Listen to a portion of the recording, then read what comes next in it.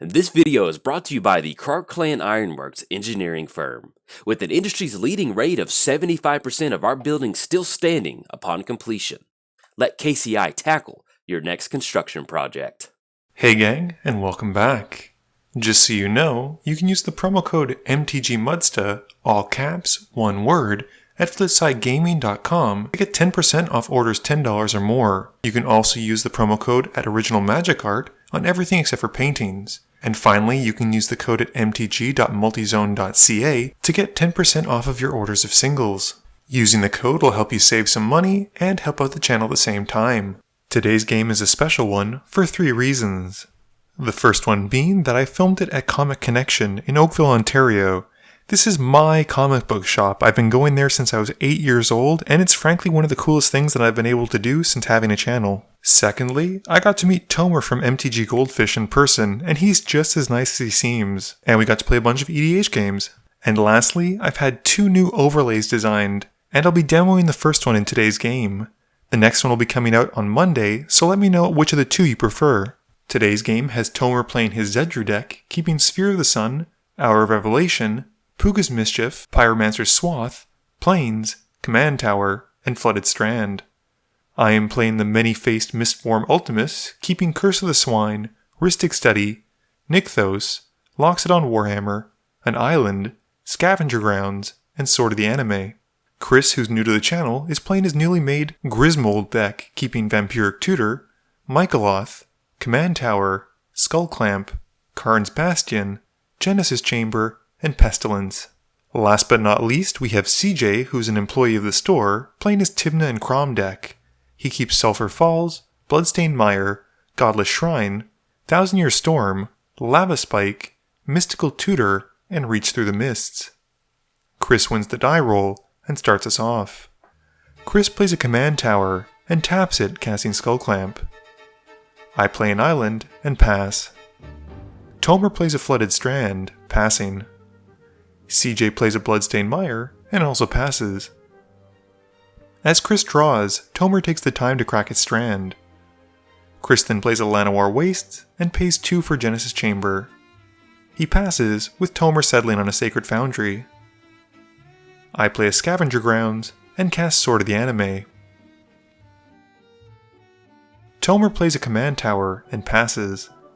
At the end of turn, CJ cracks his fetch for a land. He announces it'll have blue, so he shortcuts and searches with Mystical Tutor at the same time. He settles on a Watery Grave, taking 3 total at the end of turn. He also finds and puts to top Limdol's Vault. CJ's turn has him playing a Sulphur Falls, and he casts a Search for Azcanta before passing to Chris. Chris plays a Karn's Bastion, and pays 3, taking 1 from the Llanowar Wastes for his commander, Grismold the Dreadsower. He also gets a Mirror token as his commander enters from the chamber. Chris then passes, with Grismold giving us all plant tokens at the end of turn. We move to my turn, as CJ goes to grab some plant tokens from the store. I play Nykthos, and play the bane of my existence, Rhystic Study. Tymna double checks to make sure that we all have tokens, and I then pass to Tymna. Tymna plays a Sea of Clouds as his non-land for turn, and then counts up the 11 non-land permanents on the field. This means he only needs to tap 3 for Hour of Revelation, and he doesn't pay for the 1, and I draw for my study trigger. This means I've hit 100% of my study triggers this game, and then the board gets wiped, and Tymna passes. CJ plays a Godless Shrine, taking 2 to have it come in untapped. He then casts one of his commanders, Tymna, and is sad he can't attack with his no longer existent plant token, before passing to Chris. Chris loses another life to his wastes, and casts an Elvish Mystic, and then a Viscera Seer, before passing to me. I was really hoping to draw some with that study, and miss my land drop this turn. I do cast a Meroregery though, before passing to Tymna. Tymna already drops the ball, drawing a card before untapping, which is basically a game loss. He plays a Plains, and drops an Izzet Signet, and then activates the Signet to cast Sphere of the Suns. It comes in with some counters tapped, and he passes to CJ. CJ draws and heads to combat.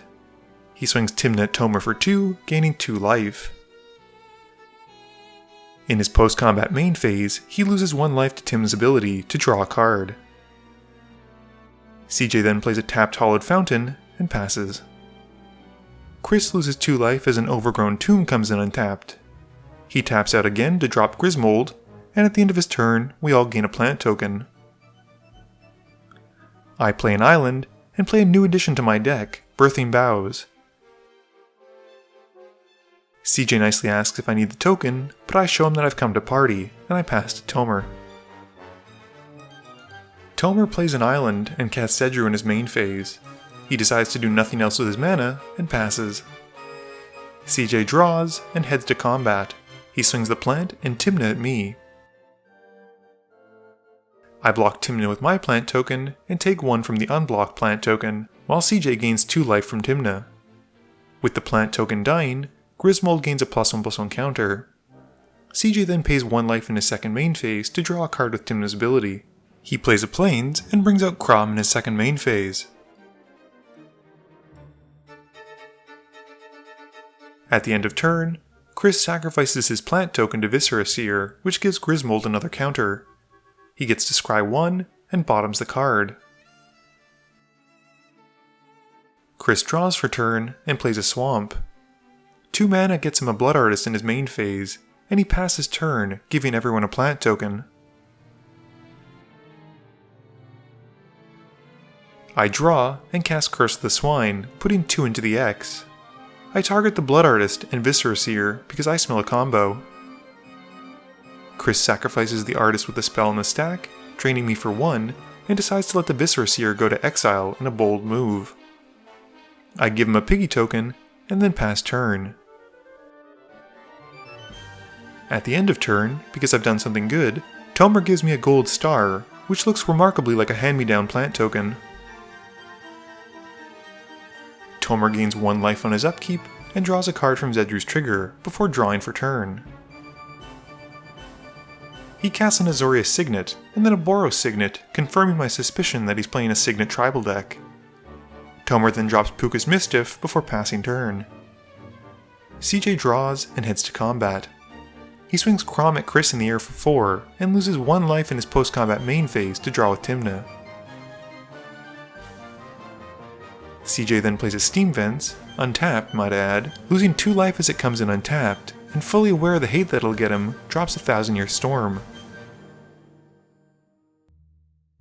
Chris pays 4 in his main phase, losing 1 from the Wastes for a Pestilence, which seems really good right now with all those tokens. He pays 1 black to activate it, dealing 1 damage to all creatures and all players. This kills 6 plant tokens, giving Grismold 6 +1/+1 counters. He then puts another black into the activation, dealing a further damage across the board and to all players. This kills the Piggy token, Tymna, my Regery, and Grismold gains another counter from the Piggy token dying. Heading to combat, Chris swings Grismold at CJ, who can't block it, and takes the full 12 commander damage. At the end of turn, we all get another plant token from Grismold whether we want it or not. I draw, and still don't have a land to play. I do cast a Diviner's Wand, which would be great if I had a follow-up. I pass turn, at which point Tomer uses Mystical Tutor to find an instant or a sorcery. He finds Role Reversal, putting it on top. Tomer decides not to swap anything with his Mischief trigger, and draws for turn. He pays for Role Reversal, swapping Grismold for one of the very plants he gave away.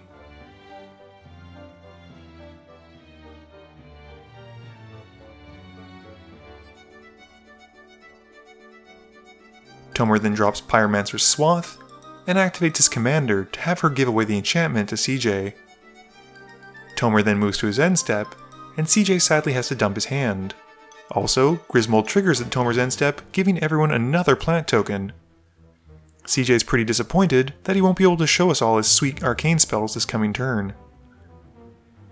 CJ draws, and brings back Tymna. Since he's going to lose it anyway, he casts Blessed Breath on a plant token to give it protection from green. He swings the plant token at Chris, and Kraum at Tomer. Both creatures connect, and CJ decides not to pay 2 life into what will most likely just amount to 2 cards being discarded. He then passes. Chris makes the most of his plant tokens, taking 1 from the Wastes as he casts Mycoloth. He devours them all, putting 6 counters onto his fungus, and Grismold gains 3 counters as well. Chris then passes to me. I draw for turn and can't seem to get anything going this game, so I pass to Tomer. Tomer gains 1 life and draws a card from Zedruu before drawing for turn. He heads to combat and swings Grismold at me, which, before moving to blockers, has me making a shapeshifter token with the bows. It comes in and gets to be equipped with the wand. I then block Grismold, taking 13, and as it dies, Grismold gains another counter. In Tomer's second main phase, he pays 6 for Sun Titan, who brings back his flooded strand. At the end of turn, we all gain another plant token. CJ draws, and Tomer cracks his strand, losing 1 to find a land. CJ heads to combat, swinging the plants at Chris and Kraum at Tomer. Chris blocks 2 of them, taking 1, while Tomer takes another 4, and Grismold grows bigger still. CJ then loses 2 life to Tymna's ability in his post-combat main phase and draws 2 cards.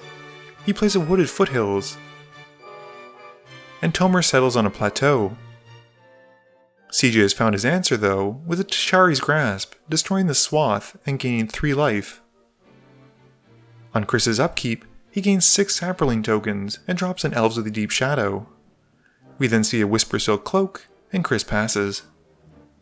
I draw that 5th land finally, and cast a Grand Architect, and then a Shapesharer. I then tap both creatures to make 4 colorless mana that can only be used on artifacts, and cast Mirage Mirror before passing to Tomer. I also realized that the Shapesharer should have been equipped with the wand. CJ also catches his Kraum trigger, drawing from my casting my second spell this turn. Tomer untaps and stacks his Mischief trigger to resolve before Zedruu. We exchange plant tokens, and Tomer then draws 1 from Zedruu's ability and gains 1 life before drawing for turn. He plays a Plains and heads to combat. Sun Titan goes at CJ, while Grismold heads my way once more. The Sun Titan brings back the swath, and after thinking about blocking, I decide I don't want to enable Tomer, so I simply take the hit and lose the game. Tomer then activates Zedruu to give Chris the swath this time, and then drops Illusions of Grandeur. He gains 20 life as it enters, and then donates it to CJ. At the end of Tomer's second main phase, CJ uses Otherworldly Journey on Grismold.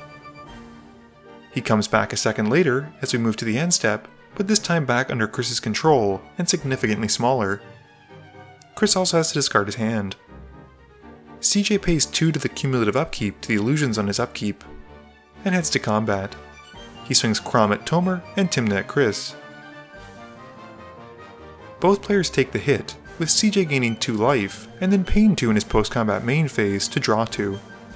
CJ then pays 5 for Gilded Lotus, and passes. At the end of turn, Chris activates Pestilence to kill some tokens. Chris draws with a flourish, and realizes he misses gaining his Saproling tokens, quickly fixing this with 6 freshly made ones. He then pays 3 to equip the cloak onto Grismold, and Tomer tries to curry favor with Chris by reminding him that he gave Chris a present.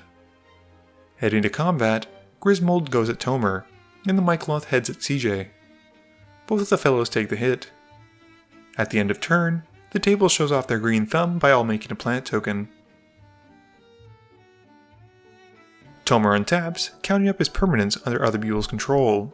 He currently has 2, and responds to the upkeep triggers by activating Zedruu to give CJ a plant. He then resolves his Puka's Mischief, swapping the Sun Titan for the Gilded Lotus. Tomer then resolves Zedruu's trigger, gaining 4 life and drawing 4 cards, and then once for turn. Tomer wishes that Grismold didn't have the cloak sadly, and has to cast a Solemn Simulacrum. This prompts him to play his land for turn before going to find a basic. At the end of turn, CJ cracks his foothills to find a land, putting his life total into the lightning bolt range. Tomer finds a basic mountain from his Solemn, while CJ finds a Blood Crypt. CJ has to pay 4 to the Illusions upkeep trigger and draws for turn. He heads to combat, swinging Kraum at Tomer and Sun Titan at Chris. Responding to the Sun Titan trigger, Chris puts 2 into Pestilence, while CJ brings back an island. This gives Grismold a good chunk more of counters, and Chris then takes 6, while Tomer takes 4. CJ promises to deal with Grismold, but he'll need mana, so Tomer activates Zedruu to give back the Gilded Lotus. CJ then overloads a Cyclonic Rift, and everyone bounces their permanents back to their hands. Chris draws and debates on burning a turn just to kill CJ. He decides against it, casting a Golgari Signet, and then recasts his commander. At the end of turn, everyone makes a plant. Tomer untaps, drawing only one card sadly. He plays an island and casts Return to Dust. He gets to exile 2 targets, hitting the Signet and Illusions of Grandeur. With the illusions leaving play, CJ loses 20 life, which is more than a little overkill Tomer. We're pretty sure at this point that Tomer gets the Sun Titan back, but we could be wrong. Tomer then redrops his Signets, and then the Sphere. He has to discard down to 7 at the end of turn before passing to Chris. Chris draws and plays a Swamp. He recasts the Whispersilk Cloak and puts it to Grismold. He swings his commander at Tomer, hitting him for 3, and passes, giving himself and Tomer a plant. Tomer draws, and we say hi to Zedruu again. He recasts the Swath and activates Zedruu to give it to Chris. Moving to combat, the Sun Titan goes to the only opponent it can, and Tomer brings the planes back to the field. Chris blocks the plant token, who when it dies, has Grismold gain a +1/+1 counter. Tomer then recasts Puka's Mischief, and passes, which has Chris discarding his hand at the end step. Chris draws, and we get a thumbs up. He pays 3 for a Plague Mirror, who comes in and gives all of Tomer's creatures, most notably his plants, -1/-1 until end of turn. This gives Grismold 2 more +1/+1 counters as they die, and Chris heads to combat. He swings Grismold in for enough damage to get to exactly 21 to win the game.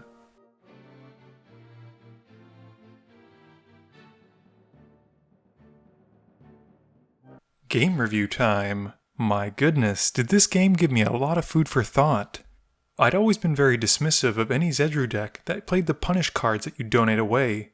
It often seemed like you were setting yourself up for failure, especially if someone was able to remove Zedruu before you could get rid of it. I will say that seeing Tomer's deck in action has convinced me to potentially add in a few cards, but I still want to maintain that I'm not a big fan of that style of archetype. It was a shame that CJ wasn't able to go off with his Arcane deck, because I liked the idea of being able to splice cards into other cards, but we did get a couple other games with him on camera, so he might have done better in one of the other ones. You'll have to tune in to find out. It was super nice of Chris to come out and join us for today, and his Grismold deck was fantastic. I will not say that it's the most competitive deck, but boy did it do a lot of work this game. Pestilence in particular seemed like an all-star. Being able to pay 1 black and potentially buffing your commander by a ton of +1/+1 counters while doing damage to opponents is pretty decent. If you're looking for a commander that really cares about tokens, I think Grismold might be the one actually. I don't have much to say about Mistform other than the fact that I relied a little bit too heavy on keeping the Rhystic Study on the board, and considering my track record with the enchantment, I don't know what I was expecting.